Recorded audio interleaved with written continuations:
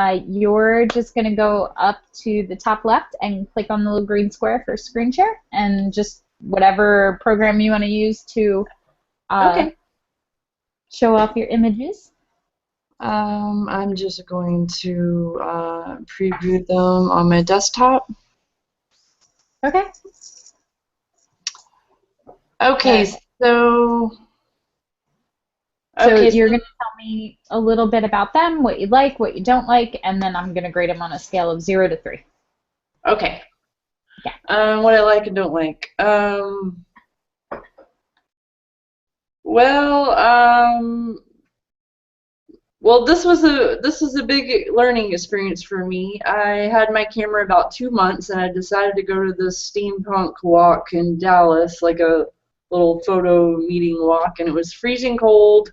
Hardly anyone showed up, but this little girl and her mom showed up, and we we went into this old schoolhouse, and there was no electricity or anything, so I put her by the window so I could get some light and got this little shot, and it's turned out to be one of my favorites, even though it was one of my very first things ever. I just really like it.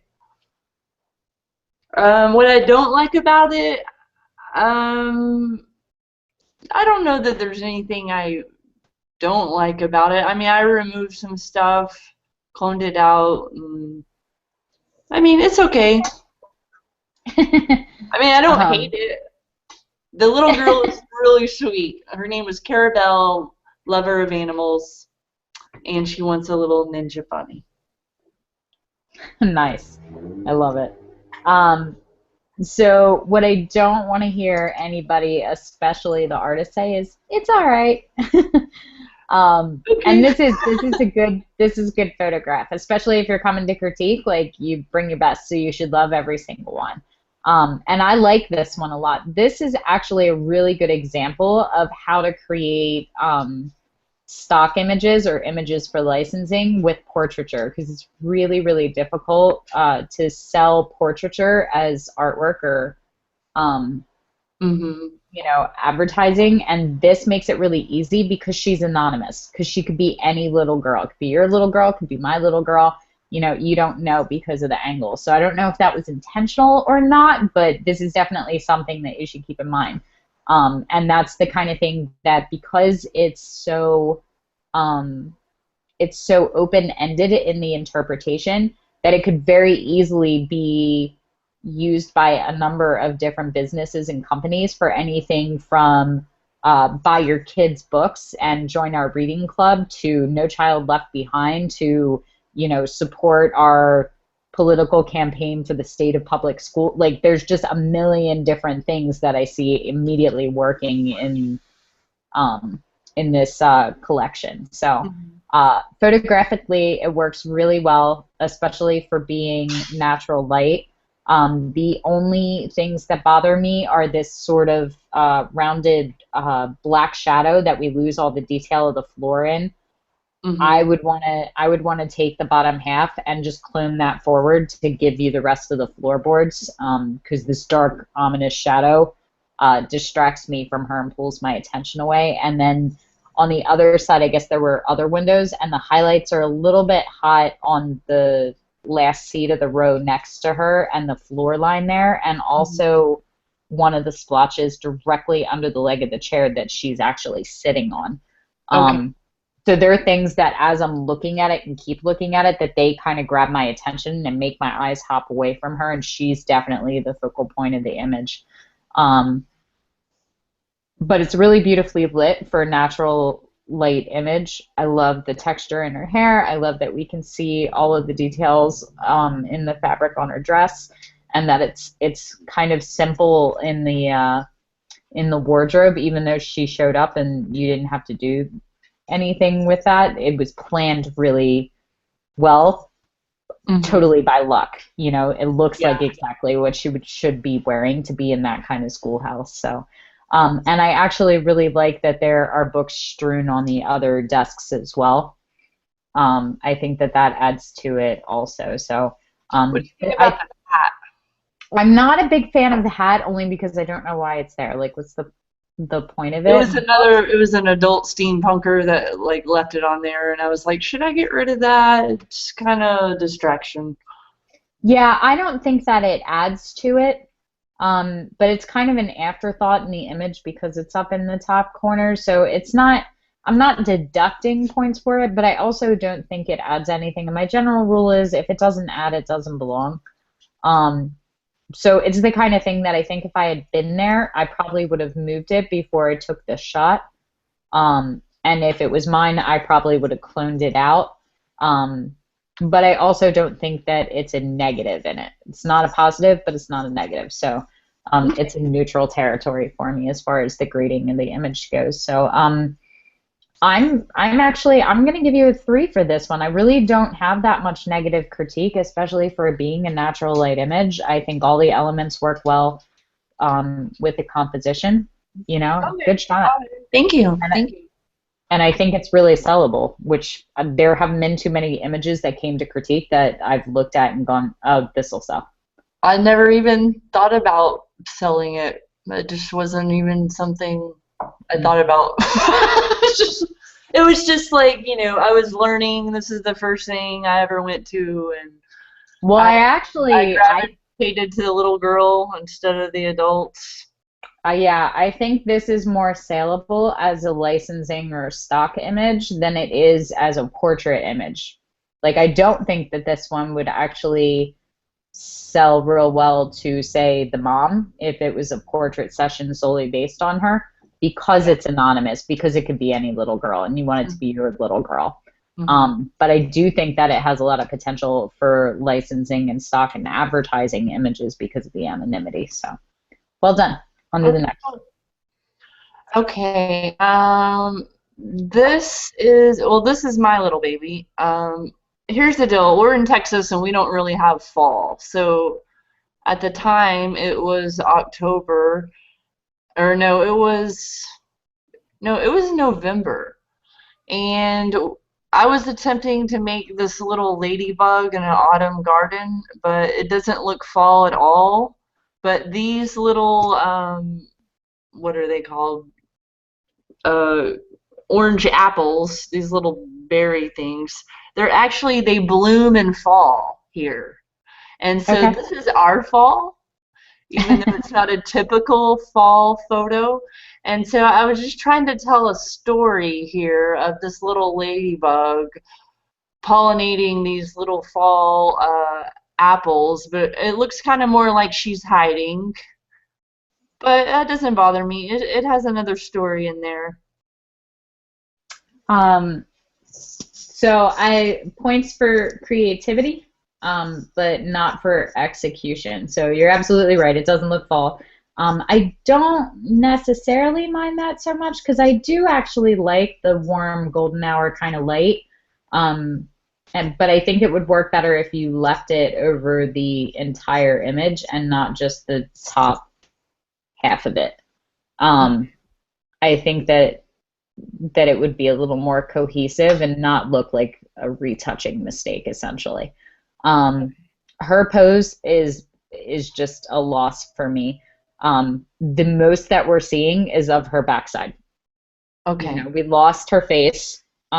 We have the eyes, which is essential, and you can totally play with that sort of hidden thing, but because she's actually angled with her back being the closest thing to us, all the eye wants to focus on is the ruching of the bottom of her shirt, dress, skirt thing, the red and the white. That is what you want to look at more than anything else. So her clothes are competing with her to be the focus of the image, which is never a good thing. So if you had kept her right there and still played along that line, but had turned her to face the camera so that we were seeing the front of her instead of the back of her looking over her shoulder, it would have been a stronger image.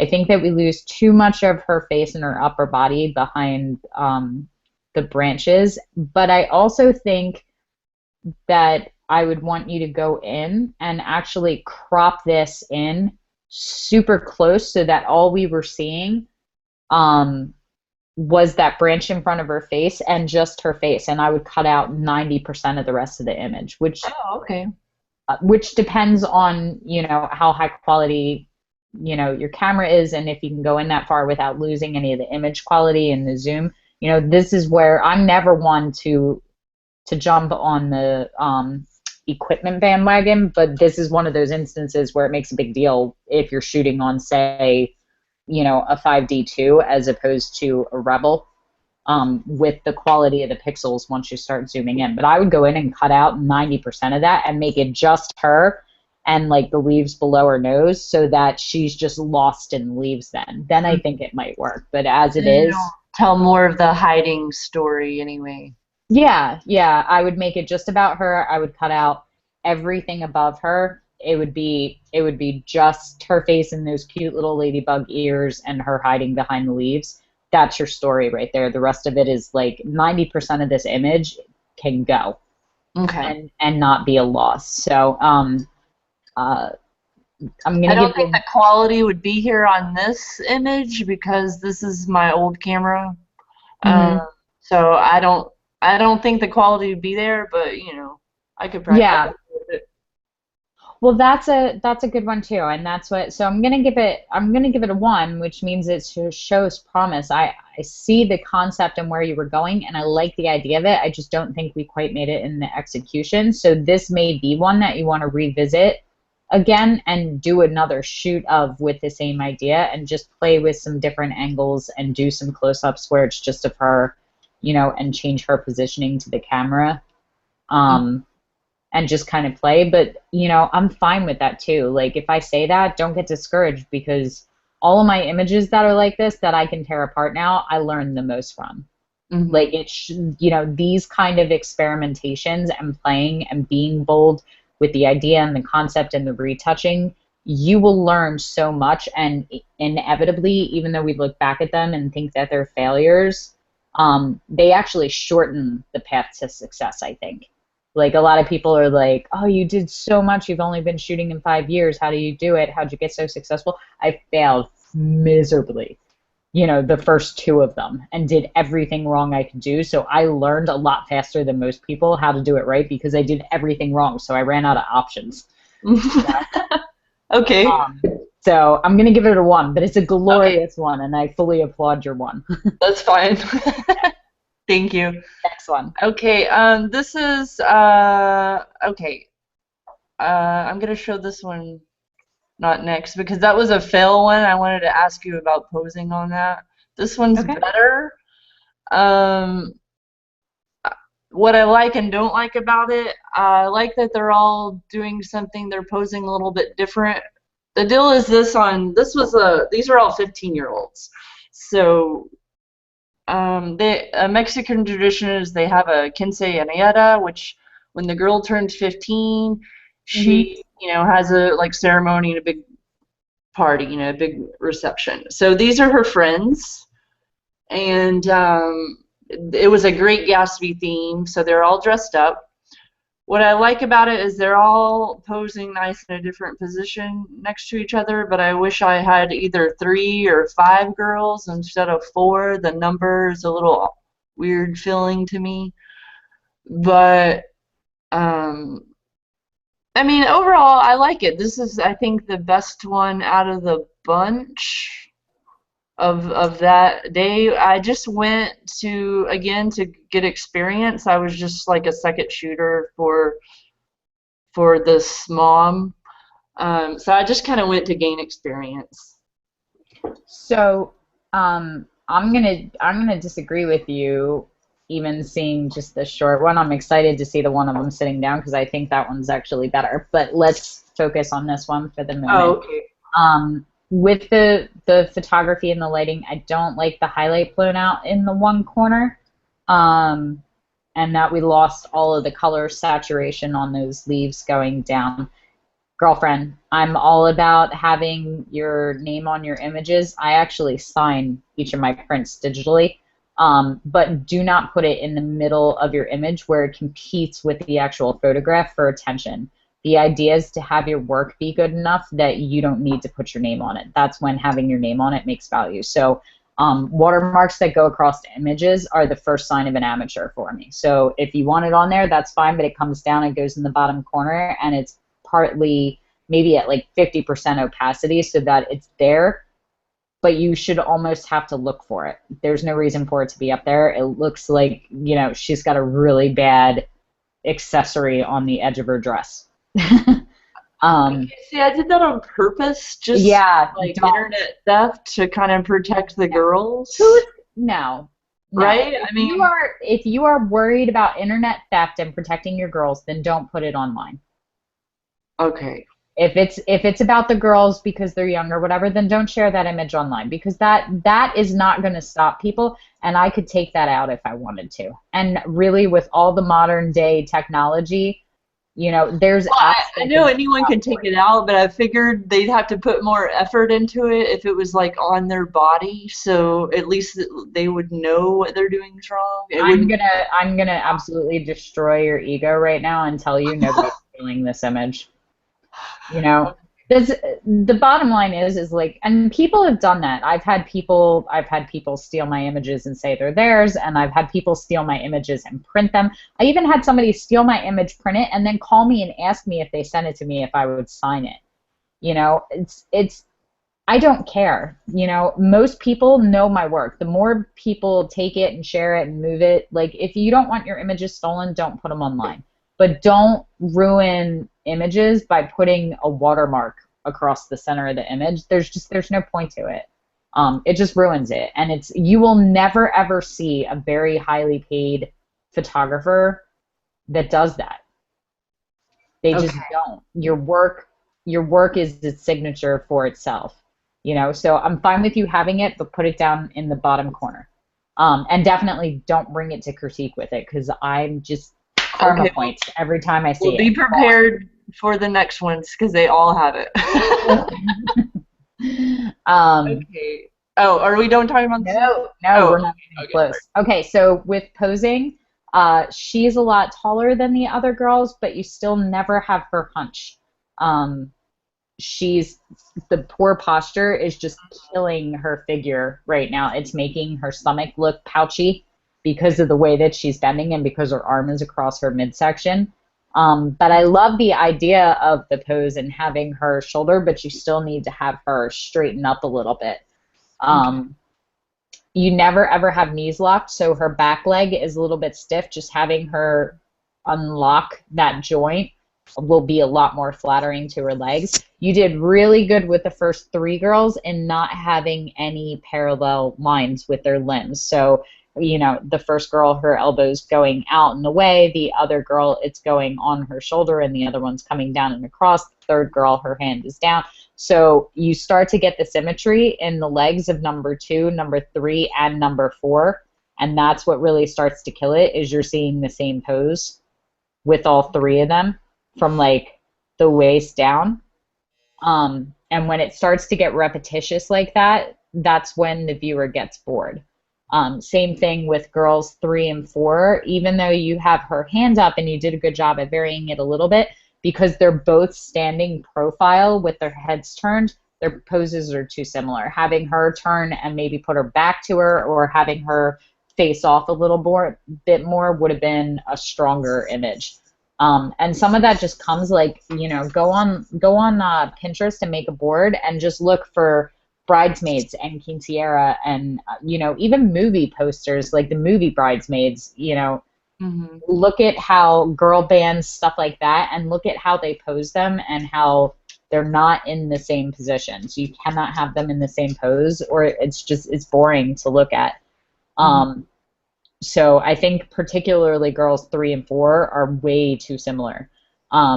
Especially when you have friends too, you don't want them standing next to each other, you want them touching each other. So you have this cute little kind of sassiness going with the first girl and the second one, and they're connected. So because they're touching each other, it creates relationships between the viewers. Girl 3 just got pushed in there. Do you see how she's not connecting with anybody with any of her limbs? I think she's really uncomfortable. Yeah, but you can still, and that's probably totally true, but if you had her just take her back arm and hook it through the elbow of the other girl, it would have created the illusion that they were connected. And if she's feeling uncomfortable, the natural desire for people when they feel uncomfortable is to curl in and around themselves. We cross our arms and we bring our shoulders up and we do that. You could have very easily did that with girl 3 by having her hook her arms through and given her something to hold on to, which is her friend who's familiar, and I would have just had her lean her head right against the back of her shoulder. And it would have been really cute and, you know, created that connection. And then you could have turned girl 4 around and had her play off of that because she's a little more bold. So it's, some of it is about playing to what their natural personality is and how they actually feel is. It's when you try to get them to do things like you can have girl 3 do what girl 1 is doing because that's her personality. Like you can tell just by the whole pose and the way she's standing and the way she's dressed and everything about her facial expression that she's a lot more outgoing and comfortable with her body and being in front of the camera than the third girl is. So you kind of have to almost play to that insecurity to make the shot work and make it flattering. Otherwise it looks fake. Does that make sense? Mm-hmm, mm-hmm. Okay. So so I'm gonna give you a 2 for this one. I think that it's still executed well. I bet the mom still bought it. It was still a beloved photo by the girls, but there were a couple of things that could have been changed about the posing, and I'm not a big fan of some of the hot spots and the highlights and the coloring on some of the foliage. But altogether, I still think it's a really good shot, and I love the costuming. Okay. So, okay, next one. Okay, this girl, she was just like tall, long, and lean, and I got a shot of her by herself. And I know people aren't a fan of my sunburst look, but for some reason on these photos, it just felt like I should warm them all up, so I did. So, I mean, it's just a simple little thing. But now that I've seen a couple of your critiques, I realize that her arm is flat against her body, and maybe I should have had a gap there, right? Is that what? Yeah. I should have had a gap between her arm and her body. Yep. That's about it, I guess. I mean, I just figured she would appreciate this when she's older, because being 15 now, she's like long and lean and skinny and thin, and when she gets older, she might appreciate this photo. Yeah, so watermark, negative points. You're not getting a 3 for anything that has the watermark in the middle of the image. It's killing me. Well, they're all have it.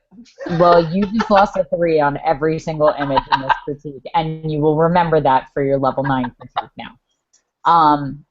So you're absolutely right about the arm, and it you can see with this one particularly, it looks stiff, which stiffness relates to uncomfortable, whether it's physical or mental and emotional. That's just how it will always translate, and she looks that way a little bit, even though she's got great expression on her face.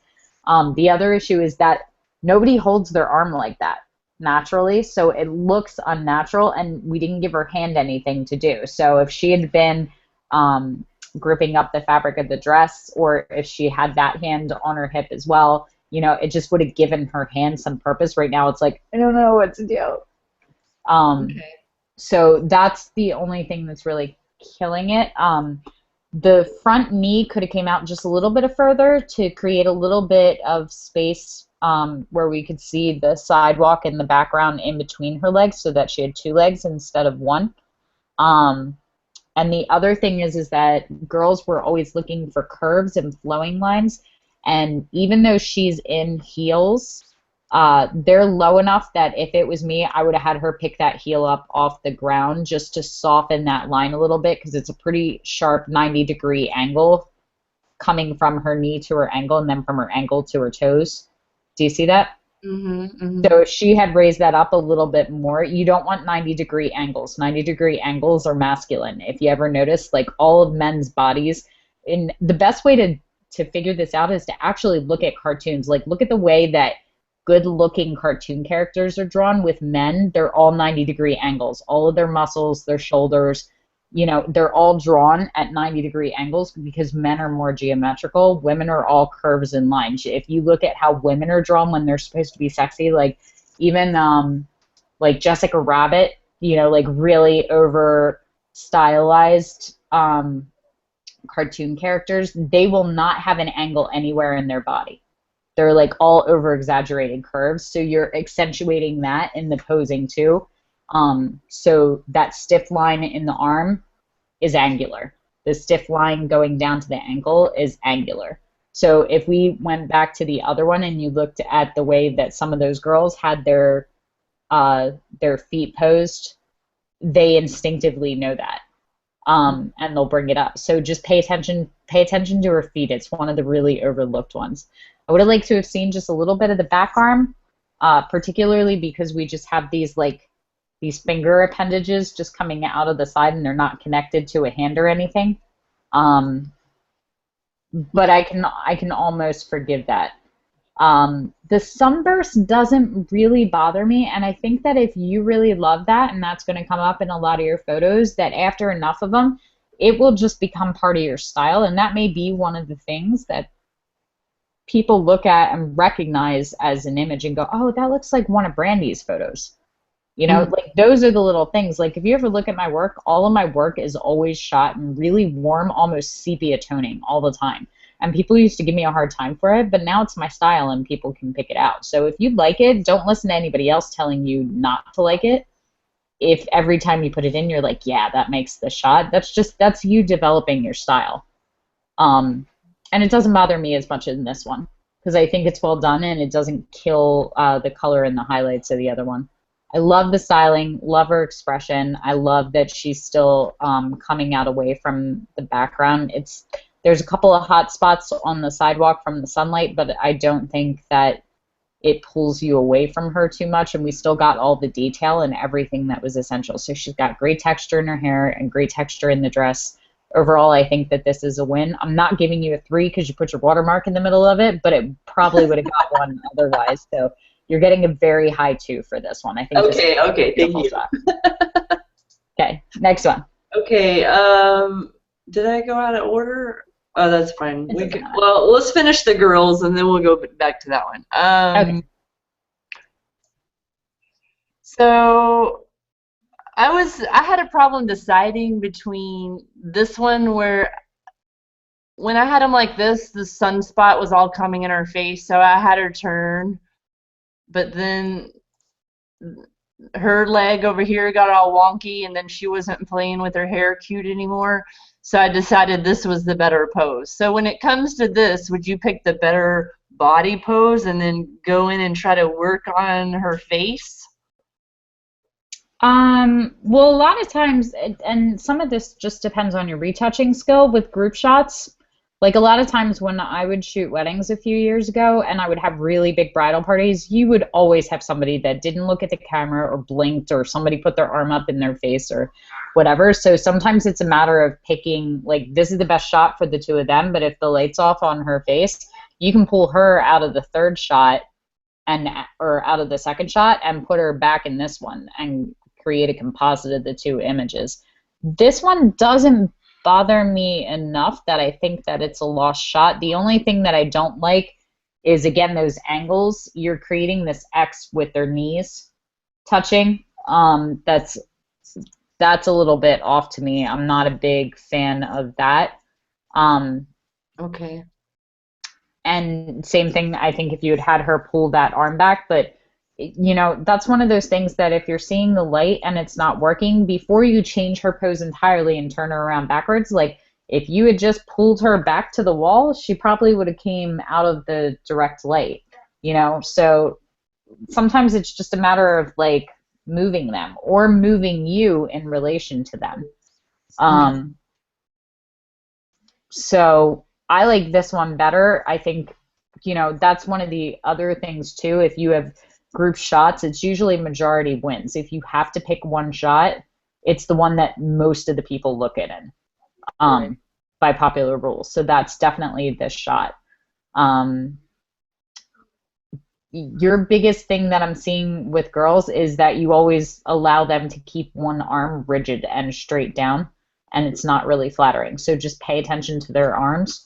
And pay attention to the fact that you're not seeing parallel lines with their legs and their lower bodies. Because you have, again, girl 2 and girl 3, their left legs are almost symmetrical. Even though she's bringing her foot back and the other one's going forward, the lines are following the same. Do you see how that's almost perfectly proportioned, the negative spacing between the two? That's the bad thing. So, but I like this one better. I think the other one was way too posed in comparison, and it looks like they're posing for a photo. This looks like you came around the corner and interrupted girl talk. Okay. Does that make sense? So I do like, now that I'm seeing the series, I do like that you have this little sunspot in each of them because it's tying them together as connected photos.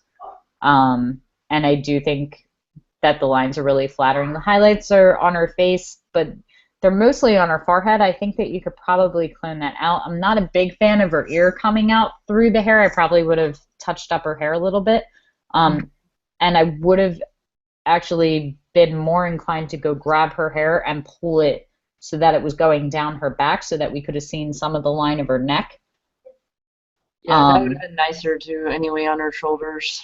Yeah, so, but other than those few little things, I think the light is really pretty on the majority. You have a little bit of a hot spot on the shoulder, the girl in the middle, and obviously the hot spots on the first girl's face. The face is key. If I have to have hot spots like that on the body, that's one thing, but you always get the light right on the face. You move them until you find the light. But the poses in this one were working, so we just needed to keep playing so that we got good posing with good light. Okay. Yeah, I really need to slow down. Yeah. So, and then, you know, whatever those bugs are that keep flying around in the middle of the screen, the little, you know, infinity symbol, that's gotta go. I'm gonna keep picking on you about it so that you're No never. problem. What? Okay, so the one on the bench is the last one of the girls, and this is a fail. I was just going to ask you about how I would pose them sitting on a bench in this circumstance with all different. Their legs are all the same here. So three girls, and then a female pointed out that she didn't think it was appropriate because I can see up their skirts and they're only 15, and I was like, oops, I did not even notice that. So this is a fail. I'm just showing it to get tips. Well, that part I agree with, but is that a fail on the photographer's part a little bit, or on the parents' part for letting them wear dresses that are short enough that we can see up their skirts at 15? Hopefully none of their parents watch this. But, you know, some of that's just circumstantial. Like, you can only do so much if you're not in charge of designing the wardrobe. And these are all beautiful dresses, but, you know, things to think of. So, and I've done that too, where you don't realize it because you're looking at their faces and they're posing, and you won't catch it until it's on the screen afterwards. As far as the posing with the groups, your biggest issues are that you have 4 of the girls and all of their hands are in a parallel line. All of their knees are in a parallel line, and their feet, the 3 girls in the middle, their legs are all angled the exact same way. Mm-hmm. So you have too much symmetry going on, and it's boring visually. The other issue that you have is that the girls are essentially too close to the same height, that you have this nice little dip, and you did a good job of making sure that it dips pretty evenly, but they're all on essentially the same field. So if it was me, I would have kept one of the tall girls. Like, the second girl was the really tall one in the first shot that we saw of them, right? Well, this girl here is actually a different girl. Okay. She looks similar, but still, she's one of the tallest in the group. Yeah. So I would have kept her right there. I think the girl on the arm of the bench is fine. And then the third girl probably would have been standing behind the bench so that we got a little bit of separation in the depth of field of where they were at too, in the measurement there. And then I probably would have taken the 5th girl, and instead of putting her up on the other arm, I would have sat her on the ground and had her put her arm right across one of the other girl's legs, so that you were having lower and higher, and you were kind of splitting them into tiers visually as to what planes of height they were at and what planes of depth they were at. And then just making sure you're shooting at a wide enough aperture that you're not losing the focus on any of their faces, because I've seen a lot of photographers that when they shoot group shots where there's rows of people, only one of the rows are sharp in focus and the rest get blurry because they're not paying attention to, you know, to their focus points and how wide they're shooting. But your biggest issue is that right now their faces are all right on the same level. They're pretty much all at the same exact place, and they're all sitting. So even though you have them up on the arm, they're too close visually together to make it an interesting shot. The other things to pay attention to that are a little more subtle is their angles of their head. So there's really subtle things that, like, you have the third girl kind of like this and the other one like that. Just kind of changing the angles of their faces will totally change the perspective as far as what they're doing. And make it a little more visually interesting too. So girl 4 and 5, their faces are too close to the same angle. 1 and 2, too close. The third one's the only one that we really kind of changed up the angle. Okay.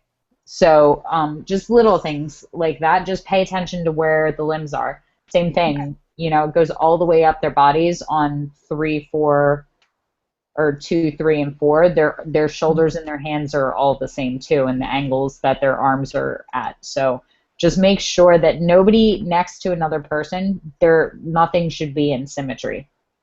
Okay. Yeah, I hated their legs. I was like, oh, this is not gonna work.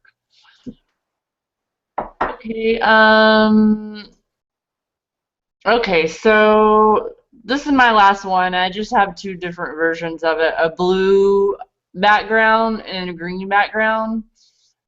And I was trying to make a blue moonlight.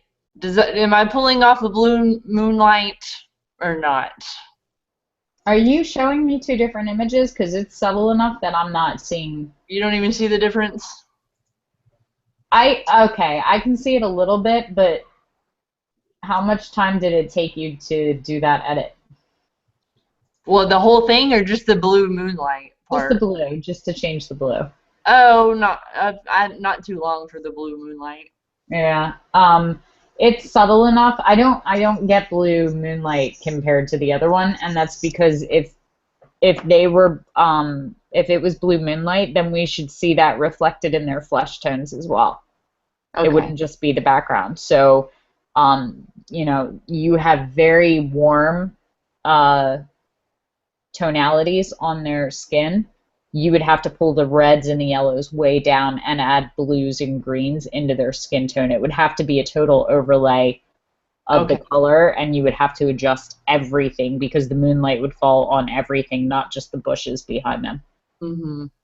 So I don't think that edit warrants the time that was spent on it to create it, however long it was, because I don't think. I mean, it's personal preference, whichever one you like more, but if your goal was to make it like a nighttime tea party, I don't think that the blue adds to that illusion or changes the quality of the light for it. So, okay. But in general, if that's what you're trying to accomplish, I think, you know, turning down the saturation of the colors a lot, because the human eye can't actually perceive as many colors the darker it gets. You know, like, think about walking into a room at night with the lights off. You can't tell what color your bedspread is. You know, once your eyes adjust to the dark, like, you get the general idea, but you won't be able to pick out 4 different shades of red, you know, and you won't be able to pick out the difference between the blue of her dress and the blue of the chair the other girl's sitting on.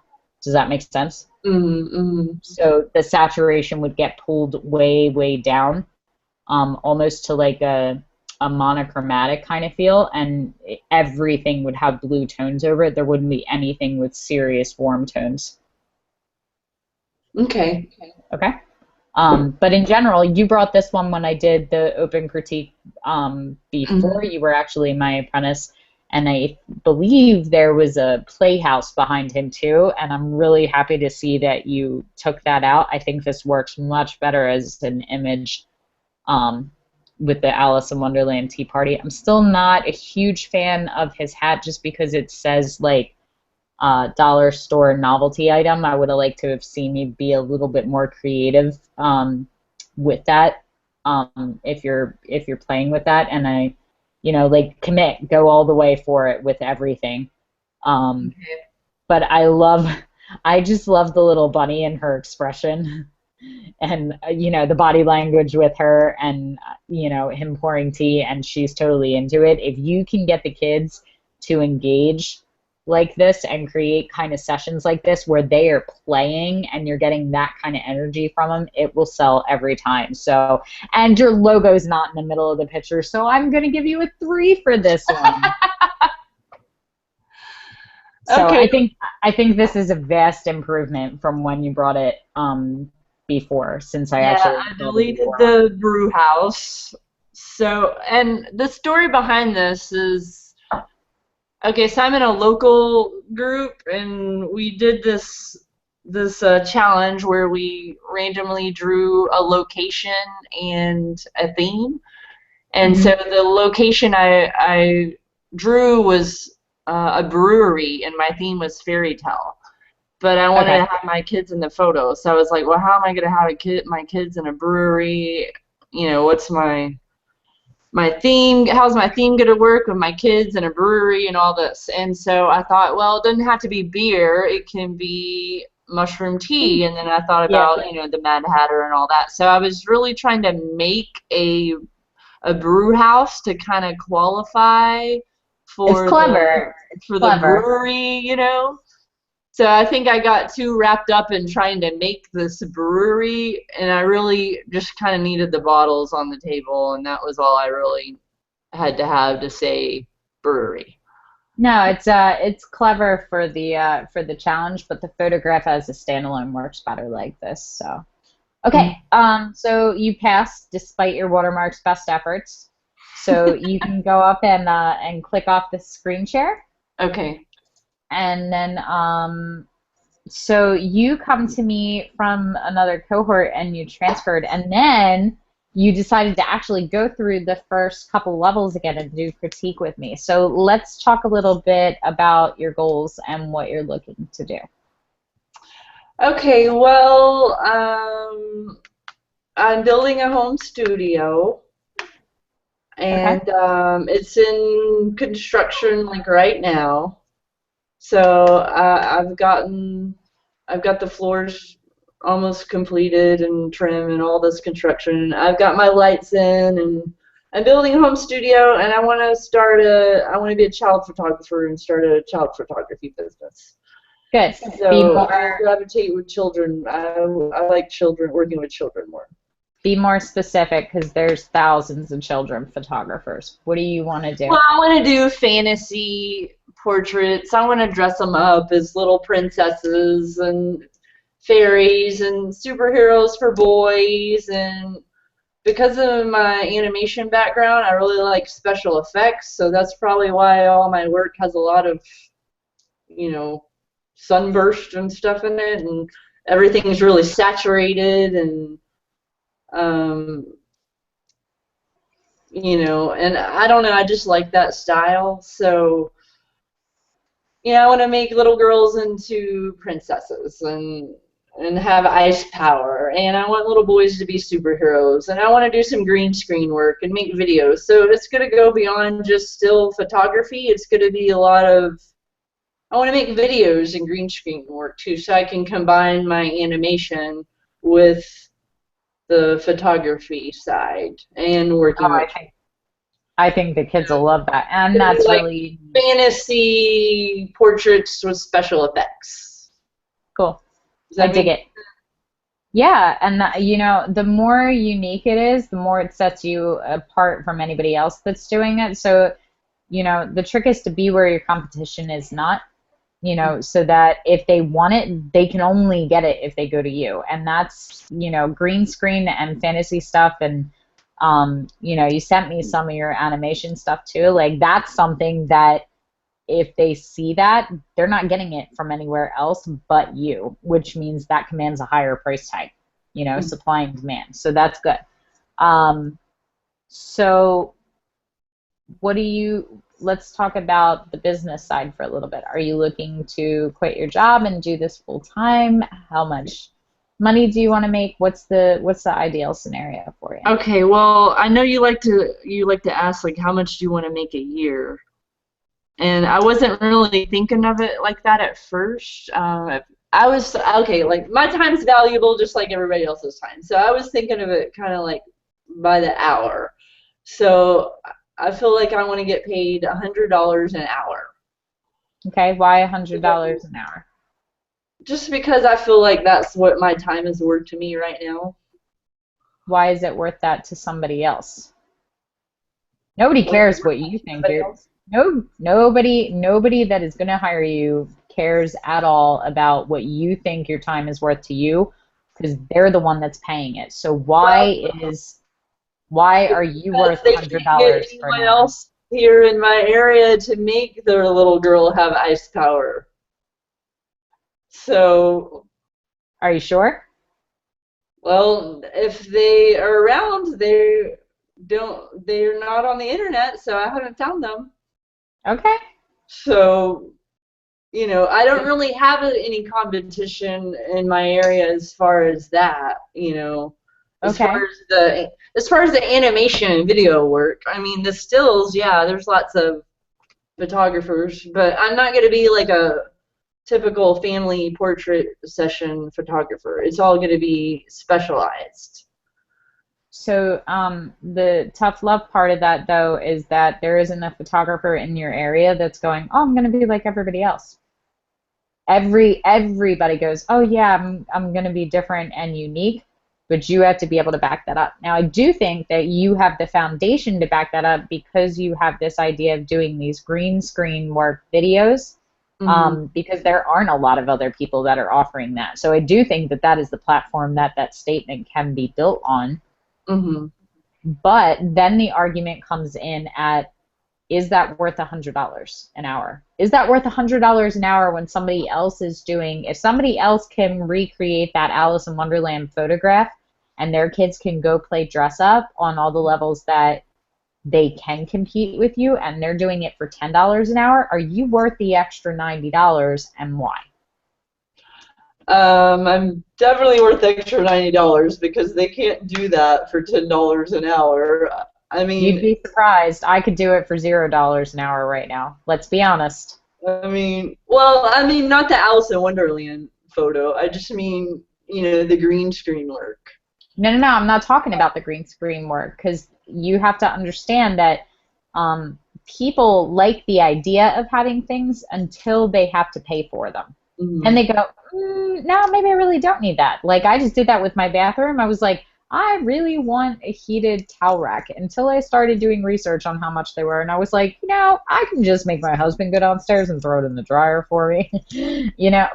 So people do that all the time. Otherwise, everybody would drive their dream cars and everybody would have their dream closet and everybody would buy that $400 pair of shoes. Hmm. So it's the matter of going, okay, this is why I'm different. Great. Okay, now that changes the $100 and why you're 100 as opposed to somebody else that's 25. But then you go, and you want to pay it because. And because I offer it and nobody else does is not a good enough answer. Otherwise, everybody would buy their diamond rings at Tiffany's and nobody would buy them at Walmart. Okay. So it's got to be a very justifiable thing. Okay. And part of the things that justify that are the time that you've been in business, how well known you are, how consistent your brand is. Like if I say jewelry company, blue box, white ribbon, you say Is that Zales? Tiffany? No, Tiffany's. Oh. You totally Okay. ruined that. Oh, blue, Tiffany blue. Okay, blue Yeah, box. Tiffany blue, right? So if I said soda with red can and white lettering, we know it's Coke, Well, right? okay. Well, in Texas it's Dr. Pepper, but Okay. So, yeah, I get where you're going. right. So, who knows about you right now? Well, no one because I'm brand new, so I'd have to build my brand. Uh-huh. So are you worth $100 an hour right now if nobody knows you and you're not doing it full time? Well, I'm going to try. That's it. That's not an answer. Points for ambition now. I think I'm worth it. And I'm not going to charge less starting out. I can always drop my rates, don't you So think? no, Later? no. I would rather see you build them up Easier to drop than raise? No. I mean, you can, but I would rather see you consistently climb because here's the thing, you know what that does? That says that the product that I have is not worth what I said it was. Every time somebody puts it on sale, you go, oh, so this isn't a $500 pair of shoes, it's only a $250 pair of shoes. And then it goes on sale for $99. And then it goes on sale for $29. And the value keeps dropping. And what you do is, one, you train your clients to wait for sales and discounts. And two, you tell them that you're not worth what you told them you were worth, which means they will never think you're worth that price again. Okay. So on what the do other you think hand, I should do? On the other hand, for the sake of argument, let's say that you started at $25 an hour. $100 an hour is really expensive. Now, I can tell you that for what I get paid for a session, when you break it down in time-wise, that I probably actually make more than that. But I didn't when I first started out. Okay. Okay? So, but for my first session, I made $75. My very first session. And I gave her a disc with all the images, and I did everything wrong. I just wrote a blog post about it called The Worst Boudoir Photographer Ever, because I totally was, and the images were correct. You know, I didn't deserve $2,000 for that session, and I didn't get $2,000 for that session. So you have the advantage of understanding how to price for profit and to be high-end, but then you have to have the product that backs that up. Well, I'm gonna have the product that backs it up, and so when I build my portfolio, I'll show you, and then you can tell me if it's not going to be good enough. Okay. Are the images that you got today? Because it's not going to be any of this crap. That's all old in the past. You know. Okay, fair enough. You know what? My first year of learning. So let me build my portfolio, and then we'll see if I can charge $100 an hour. I'm with you. I'm going to caution you that a photographer that has to say, I'm going to build my portfolio is not $100 an hour. I know it sounds bad. It doesn't sound bad. It sounds ambitious. But I'm going to make it happen. There are other people that are going to call it conceited. And a little bit egotistical and unfounded. I don't care. Good attitude. Good attitude. You know, I probably have no business starting business, but I don't care. I'm going to make it happen, and I'm not going to stop until I make it happen. Good. That's excellent. But there's still a intelligent way to go about it, which is what I think we're going to work on. So do I think that you're a $100 photographer right now? I don't think that my opinion matters. I think that your opinion matters, but I think that your opinion doesn't matter if none of your clients agree with you. So your challenge before you get to level 9 is not only to have the images that say you're worth $100, but to also bring them from a session that has paid you $100 an hour to have done. Then you're $100. That is the only way. You can bring the absolute most gorgeous images that you could possibly bring that just wow and knock my socks off. Until somebody pays you to create them, you are not a $100 an hour photographer. Okay. That's the simple sauce. So it depends on you. If you are like me and I raised my prices. I was charging $500 a session, and then overnight I raised them to $2,000 for the same package, same number of images. It was 10 images. I was charging $500, and then I went, I'm going to double it because I'm worth it now, and my images are good enough, and I raised them up to $2,000 overnight. No ramp up. And then somebody bought it, and then I was worth that amount. So if you have the confidence and you don't care what anybody else is going to say, and you're going to work for it, and you're going to create the images, and you're going to do the work, nobody will be a bigger supporter for you than I will. Okay. But you have to prove it. I'm going to. You have to get somebody to hire you at that rate. I'm going to, and I'm not going to. I don't care. I don't care what anyone else thinks about me. I don't. It doesn't matter. Good. then I will help you do that all day long. So Okay. the trick is that $100 an hour sounds great in theory. Who wouldn't want to make $100 an hour? Most people don't. The the thing is that you have to figure out what your packages are that justify that. Because if you're charging them, $1,000, but your products are 800 of that, and you're putting in 12 hours of whatever, then all of a sudden you're not making $100 an hour. You're making $10 an hour. And in order for you to make $100 an hour, you'd have to charge $12,000 for that package, and then your phone doesn't ring. Right. So Well, this is what I was thinking. Now, this is all, just... no, no, no, no, no. You're getting ahead of yourself. And we're going to discuss more of this at level 9, because these are the first ones. You have your assignment for for the next 4 levels. So your job, and you can totally everything that you want to go over. Don't I need to sell it? Don't I need to sell my first client before I come? You do.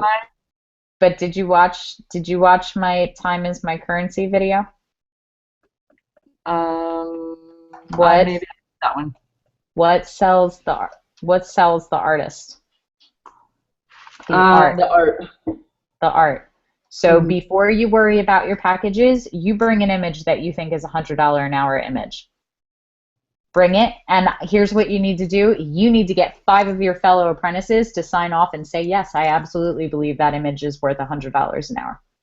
So you need to shoot it, and you need to edit it, and you need to keep track of your time, okay? And this one, for the sake of producing this image, can be a time for print. I just want you to create it. But create it, pick a print, and see how much time it took you between talking to whoever you're going to have model, setting up the set, and doing the shoot, and retouching the image. See what your total time is. If it was 4 hours to create it, then that means that that image has to sell for $400. Does that make sense? Okay, well, I was going to do an hour shoot and then an hour of editing time per image. Okay, well then, then that's 2 hours, so it has to be worth $200. But I want you to keep track, like set a timer and start it when you start retouching, and set a timer and see from the time they show up until the time they leave how much time you're actually putting in. Because sometimes my shoots here are 3 hours, sometimes they're 10. It just depends on the client. Sometimes the kids aren't cooperative and don't want tea and don't want to put the dress on. And so, see what the total time is and keep track of everything, and see what your total time investment is for that whole thing. And you may be right. It may be $200 because it was an hour to shoot and an hour to retouch. It may be, it may be 50 minutes because they were just super cooperative and looked adorable, and you got it in the first 5 frames and edited it in 20 minutes because the light was perfect. Okay. But see and post it and go, this is my $100 an hour image. It took me X amount of time to create, start to finish. And so it's now a $500 image because it was 5 hours total. Would you buy this image for $500 if it was your little girl? And you need at least 5 of your apprentices to sign off and say yes. But I don't want to sell $500 images. I only want to sell $100 images. Well, you want to sell $100 images, or you want to sell $100 an hour? Well, it's going to be an hour for the shoot and $100 per image. This is why I don't charge by the hour, because that's not how it works. But I think it's cute that you think it does. Oh well. Maybe I'm naive enough just to pull this off. You may be, but these are things to consider in how you're doing your pricing. That's what I'm getting at. I'm picking on you just to be difficult, especially because you have a healthy ego, and I can pick on you without you getting disgruntled, because you're a lot like me, which is why I like you. So what I want you to think about, because that's totally different. $100 an image means every image, whether you spend an hour or 5 hours on it, is $100. So isn't your time more valuable? Or are you going to charge by the hour, in which case this image that you feel confident would be sold for $100 now has to sell for $500, and is it worth that? So food for thought for you. So this is the beginning thing. Like, everything else that you want to do is great, but these are the stepping stones for you to start with what you're looking at, to kind of figure out what you want to do as a business, and then we can build the sales and the marketing around that. That you have to know what you're selling and what the value of it is first. Okay. Sound good? Okay, that sounds good. Mm-hmm. Okay, so I have to go meet with Alexandra next, but you have 2 minutes. Questions, comments, concerns, things that you definitely wanted to talk about before we hung up. One thing, a couple legal questions. I think I have my legal ducks in a row here. So I already have an LLC going on. So for my photography business, that's going to be called something different to target moms. So I think I just file a DBA I have an LLC here in Texas. So I just file a DBA for my photography name and a trademark You and I are for not the in the United same States. state, so I'm not going to give you any legal advice because, one, I'm not a lawyer. My legal advice is to consult a lawyer. That's always the best thing. The same way that we tell people don't take your own pictures, hire a pro. Don't do your own legal work, hire a pro. Because God forbid you get sued and have one thing wrong. Okay. Pay the money up front to have somebody look it over. If you have a friend that's a lawyer, have them look it over. Have a business doing it, somebody that is legally qualified, so you have someone to go back to if it gets messed up. Okay.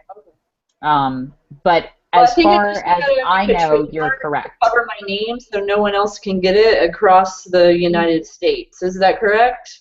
It depends on the name, because you can't do like Brandy photos, because anybody that has your name can use it. You can't trademark a name. But if you do like Alice in Wonderland, third grade teacups, something like that you can trademark. Okay. So I pick it and then do a search on it and see who else has it and see if there are any existing trademarks. And again, that's the other thing. Rather than spending hours and hours doing this, there are companies online, legal companies that you can hire that will do all the research, figure it out for you, file everything for you, and it's like $100 to $300. Okay. So, also, what do you think about? I wasn't gonna go by my name, Brandy Caldwell. I was gonna go by Storybook Photography because I don't want to be famous, and I want to market the photography business. So I was thinking, what do you think about not using my name and going by my name as an artist? I have two minds of thought about that. If you go by Storybook Images or something similar, it's easily transferable, which means if you make this a wild success and it's doing better than any of the other businesses, at some point you can turn around and you can sell the business. And it will sell a lot easier. There's a lot of people that I would buy Storybook Images. I wouldn't necessarily want to be somebody else's name, the same way that you wouldn't want to be JLark Photography. Right. Like that's mine. Even handing down to other generations, like Lark Photography, I could hand down to my kids. Jessica Lark Photography, then it's always mine. It can't be anybody else's. So something to think about in terms of ownership, and if that's something you want to consider. On the other hand, if if you walk into a room and you're wildly successful and you go, "Oh, hi, I'm Brandy," and they're like, "Who?" It's because they don't know your name. They know who you're associated with. My friend Craig Lemire, incredibly talented. He's one of my favorite photographers. He has people that are like, "Oh, do you work for Moz Studios?" Because he has his logo on freaking everything. He has it tattooed on his body. I kid you not. Okay. Like hats and shirts, and so everybody knows the logo, and everybody sees the logo on his photos the same way that you have your little Caldwell creative going on. So everybody knows Moz Studios and knows the thing. And as brilliant as this photographer is, it took him another year for people to start recognizing him when he walked in the room, because people thought he worked for the company. He is the only photographer. It is his. Like, that's it. Does that bother him though? Because I don't think that would bother me. I don't need people. It doesn't have to. Those are just things to consider when you're considering your name. Okay. And again, same thing, like looking at trademarks and other images, like if somebody else has it, you're not just looking at other photography companies, you may be looking at a daycare or at a book store or you know, any number of other businesses that can come after and go, no, you're playing off of our brand and we're going to send you a cease and desist letter. So, you know, other things to consider when you're doing it is looking online for the websites before you commit and lock a name and do all of that. Make sure your website is available. Right now I'm doing the Reliquarian and I have the reliquarian.com, but Reliquarian, and I thought I made this word up, is belongs to some travel blogger guy. So a lot of people are going to that site just because they're typing in Reliquarian instead of the Reliquarian. You know, so little things like that, you know, see, are people going to misspell your images? Are they going to look for something else? Is there storybook photography? Is there storybook children? Storybook photography, actually, the .com, some guy in England is trying to charge $10,000 for it to get that .com, and I'm like, oh, hell no, it's not worth $10,000.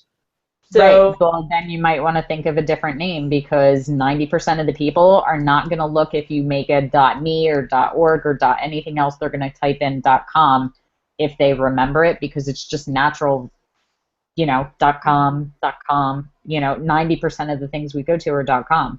So you're going to lose people trying to get to you because of that.